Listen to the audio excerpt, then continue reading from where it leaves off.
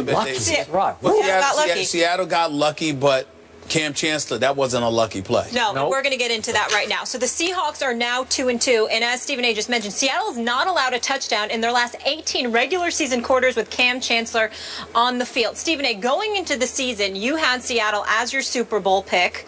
Now, through 4 games, has your opinion changed at all seeing this team? Well, it hasn't changed, but I'm not as resolute in that opinion as I was at the beginning of this season. And the reason why is because of their offense. I picked this team to win the Super Bowl championship for 2 reasons.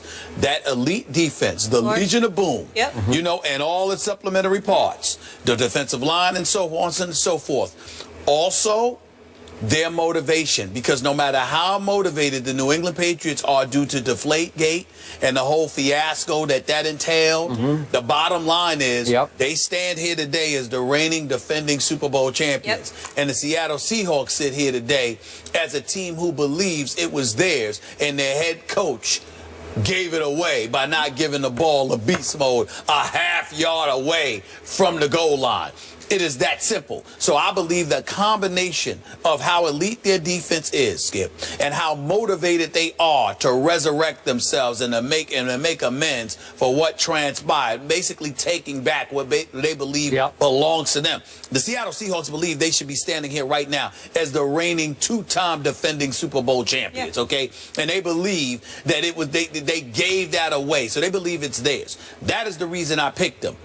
The fact that you got this offense with Jimmy Graham, which I believe is better. That experiment is not working. Wait, is he a Seahawk now or not? Yes. Listen, does he dress? This guy had, well, he had 4 catches for 29 yards last night.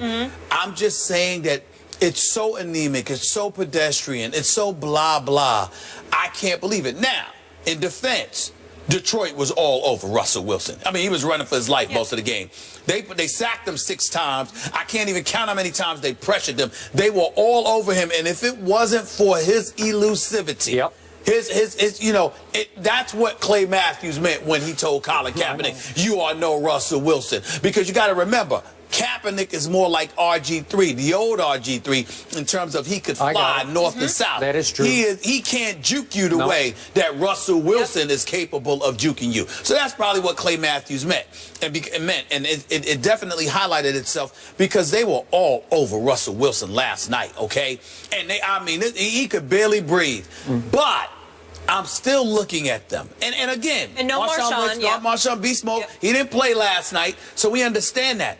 I'm just looking at this offense, and I'm like, my God, what has happened to y'all? They can't win the Super Bowl with their offense doing as little as they did last night. Granted, Beast Mode didn't play, but they cannot do as much as they did last night and win the Super Bowl. They're still my pick. But their offense has got to play better because this defense is a Super Bowl caliber defense. No question. And their motivation is Super Bowl caliber motivation. But their offense has to join the party, and that's not happening yet. I'm with you. I don't want to go in too hard on that offense because there was no Marshawn. That's right. But in a showcase Monday Night Football game, you scored 13 at home, and you allowed Matt Stafford, who hadn't been able to do squat against your defense, to drive almost 91 yards with, what was it, 6:23 remaining. That's right. That's a long drive, and you gave up a big play to Golden Tate and one to the expatriate Tim Wright right down the seam, and Cam said, they fooled me with that one. I didn't see that one coming on tape. Okay, but you get it down to within striking distance, and from the 11-yard line, you hit Calvin Johnson, and it looked like, for all the world, he was about to score, and you were about to be in big trouble, even though there was time. There had been 1:45 left for Russell Wilson.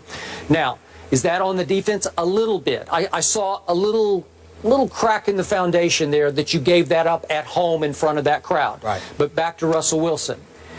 The whole offense revolves around a little guy, and I don't usually say little guy, but he's a little guy by NFL standards. He's, what is he, about 5'11", 5'10 and a half? Quarterback standards, for sure. One of the shortest. And Stephen A., to your point, his quickness and his downfield speed is staggering to me. It looks he looks quicker than ever. Last night he did, because he had that one great escape in the first half.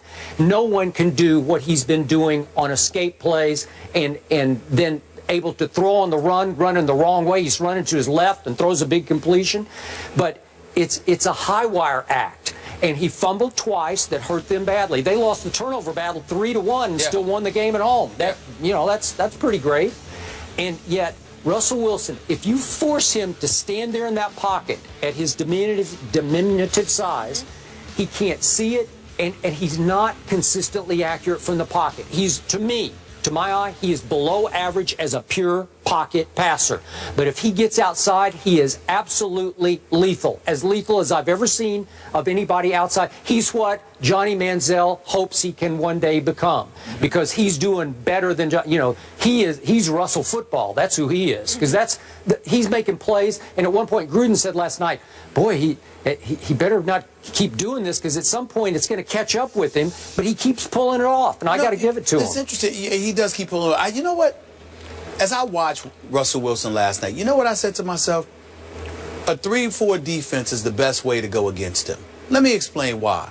It's almost best that you don't have a pass rush. You don't need that to. You just keep him in the pocket. Don't let him out. That you just don't let him out of the pocket. That's all. I agree. That's it. Because the more people you send, if he somehow is able to escape, because you're trying to put forth a vicious pass rush, he's gonna eat you up, because he has that elusivity factor working in his favor. And again, once he gets out of the pocket, he's lethal.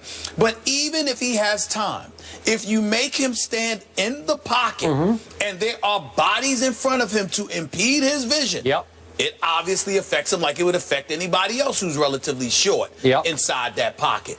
To me, that's the best way to neutralize him. And then this is why Jimmy Graham and Lockett, it doesn't make much sense right now. They're both huge targets. So when all else fails, particularly with a quarterback like Russell Wilson, because of his diminutive style of size, you can throw it up sometimes. And just throw it in the vicinity.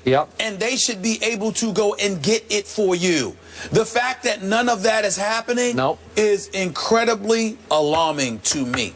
This offense has become a huge question mark. I can't believe it's going to stay this way, because you got enough weapons to Lockett and Graham with beast mode. The offensive line played, even though they gave up a lot yesterday, they can play better, and I believe they will play better. And Russell Wilson obviously can be evasive, but they're going to have to do that to capture a Super Bowl championship. They're going to have to do that to beat Green Bay. They're going to have to do that to beat Arizona. Right now, they're asking a whole lot of little Russell Wilson to make a couple plays a game that's going to win the game 13-10. So, Stephen A., you have him going to the Super Bowl, not as strong on it. Skip, you say not so much. Well, you know who I picked. Oh, yeah. Dallas Cowboys. Oh, yeah. I'm hanging in, but it's going to be a long road. Some happen with that team. All right, that's a whole other story, though. So there are now 6 undefeated teams left in the NFL. How would you list the Patriots, Falcons, Panthers, Bengals, and Packers from best to worst? Send us your rankings on Twitter using the hashtag #RankTheUnbeatens. Meanwhile, Stephen A. had some strong words on Texas's Charlie Strong's future on Mike and Mike and on his radio show. We'll discuss the next move for the Longhorns. That's after the break. This stuff is such a bad situation. I wasn't wanted down here to begin with. The guy who wanted me and brought me in is gone. And on top of it all, I'm getting out-recruited by Houston, by Baylor. What's there to talk about?